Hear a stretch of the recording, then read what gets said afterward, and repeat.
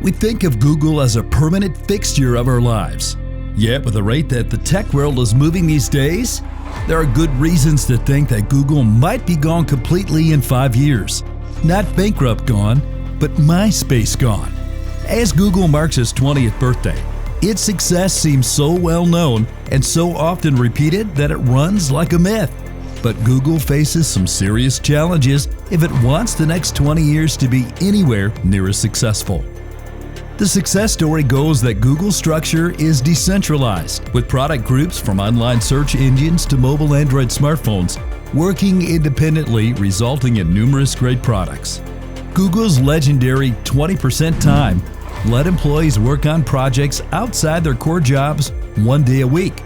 This, in turn, encouraged the company's so-called moonshot mentality, enabling it to create products and services 10 times better than those of competitors.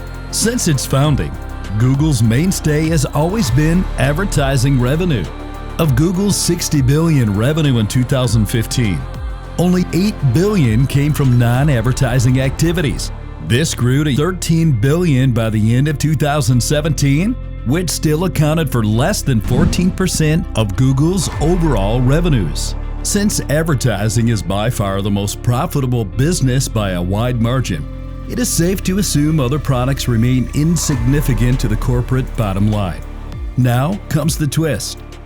Google bought Motorola in 2012 for $12.5 billion in the hope of entering the hardware business. But Google ended up fire-selling Motorola to Lenovo for $2.9 billion in 2014.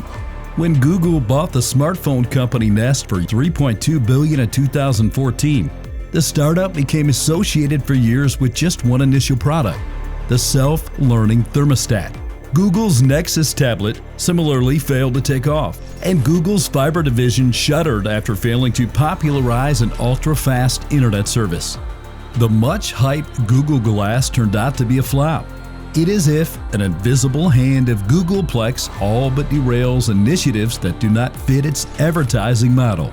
Just last month, Google announced its AI chatbot Bard, a rival to OpenAI's ChatGPT that's due to become more widely available to the public in the coming weeks. But the bot didn't get off to a great start.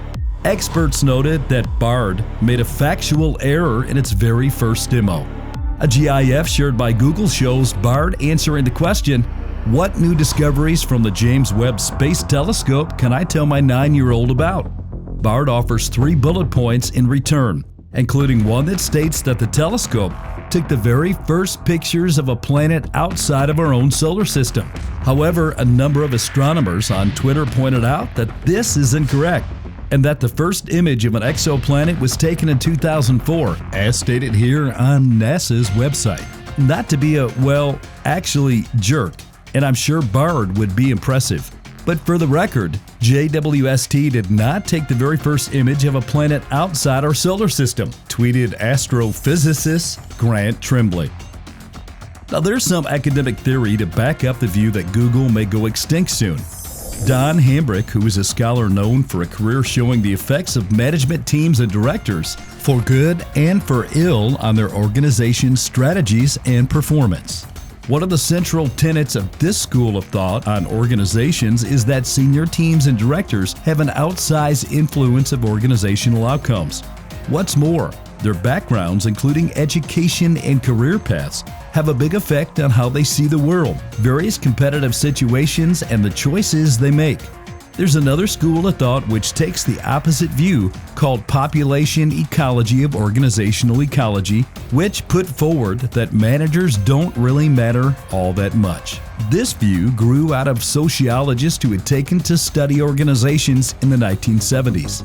They assert that organizational outcomes have much more to do with industry effects than who the CEO is and the choices he or she makes. More and more in the internet space, it seems that your long-term viability as a company is dependent on when you were born. In the tech internet world, we've really had 3 generations. Web 1.0 companies founded from 1994 to 2001, including Netscape, Yahoo, AOL, Google, Amazon, and eBay. Web 2.0 and social companies founded from 2002 to 2009, including Facebook, LinkedIn, and Groupon, and now mobile from 2010 to present, including Instagram. With each succeeding generation in internet tech, it seems the prior generation can't quite wrap its head around the subtle changes that the next generation brings. Google did a good job organizing the chaos of the web better than Alta Vista, Excite, Lycos, and all the other search engines that preceded it. But now, Google's facing a painful multiple contraction. Once, its desktop search business, still accounting for the vast majority of its revenue and profits, starts to fall off a cliff as users dramatically drop traditional search for new ways of getting information they want in a mobile world.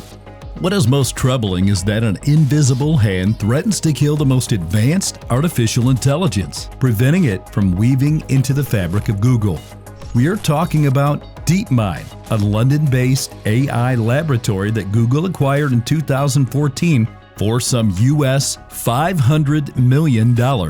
It is run by Demis Hassabis, whose AlphaGo algorithm beat the world's best Go player, Lee Sedol, at the Chinese board game in 2017. When DeepMind was acquired, many Googlers questioned where DeepMind would fit in. It did not help either when DeepMind reportedly showed scant appreciation for the machine learning algorithm Google Brain had already developed. While working with YouTube to deliver better recommendations, DeepMind apparently struggled not with the tech, but with interpersonal problems, time zone differences, and disagreements on how much data each party would share. So here is the world's third most valuable company, which has the best computational scientists who have developed a smart machine that can learn, understand, and strategize complex tasks. But with a DeepMind project that reportedly failed to overcome time zone differences for collaboration, a lack of collaboration could certainly derail a strategic agenda central to Google's long-term future. Why co-founder Larry Page or CEO Sundar Pichai have not interviewed more forcefully is anyone's guess. Maybe a direct top-down intervention would have run counter to Google's freewheeling bottom-up innovation process. As some have committed, if the only way to innovate is to put a few bright people in a dark room, pour in some money, and hope that something wonderful will happen, the value added of top management is low indeed. Innovation is by definition uncertain. As Google turns 20, it is racing against Amazon to join Apple in the $1 trillion valuation club. The unpleasant fact remains that top executives must intervene to harvest productive creativity, something a CEO cannot delegate. If you like this type of content, please subscribe to our channel. This video took a long time to make, and I would really appreciate it if you could like the video and turn on notifications. Now, back to the video. Now, the bottom line is that the next 5 to 8 years could be incredibly dynamic. It's possible that both Google and Facebook could be shells of their current selves or gone entirely. They will have all the money in the world to try to adapt to the shift to mobile, but history suggests they won't be able to successfully do it. I often hear Google bulls point to the market share of Android or Eric Schmidt's hypothesis that Google could one day charge all Android subscribers $10 a month for value-added services as proof of future profits. Yet, where are all the great social success stories by Web 1.0 companies? I imagine we'll see as many great examples of social companies jumping horses mid-race to become great mobile companies.